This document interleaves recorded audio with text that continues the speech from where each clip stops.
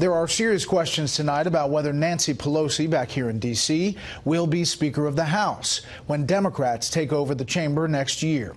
Pelosi does not yet have a visible challenger. Most expect her to get the gavel again. But Pelosi does have a group of Democrats firmly against her return to the top spot.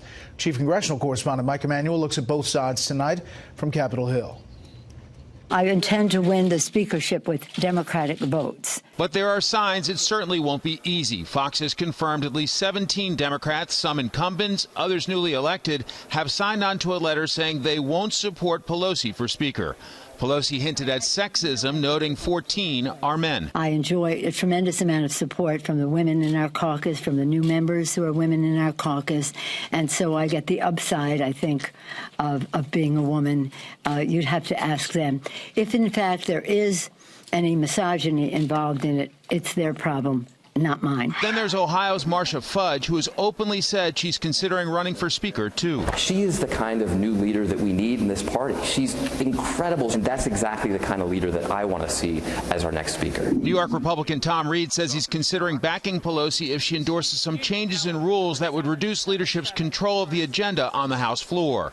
If Pelosi finds a way to round up the votes, her colleagues note she'll have the challenge of leading a spirited group of freshmen. We've got to make sure that we have got processes in place in the caucus, that their voices are heard.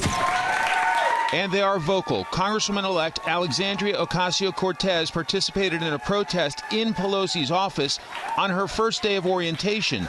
She's pushing for a Green New Deal and wants to work toward the goal of 100% renewable energy.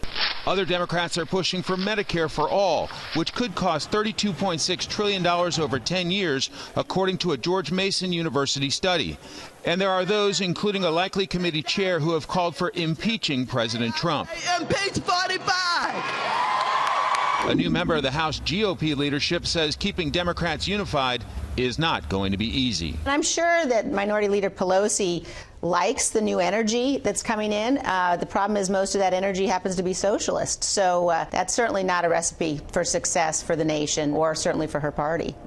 So far, the only member of Democratic leadership with a declared challenger is South Carolina Congressman Jim Clyburn. Some African-American members are taking offense, noting no one has officially stepped up to challenge Pelosi or whip Steny Hoyer. Some Democrats predict it is going to get ugly. Brett?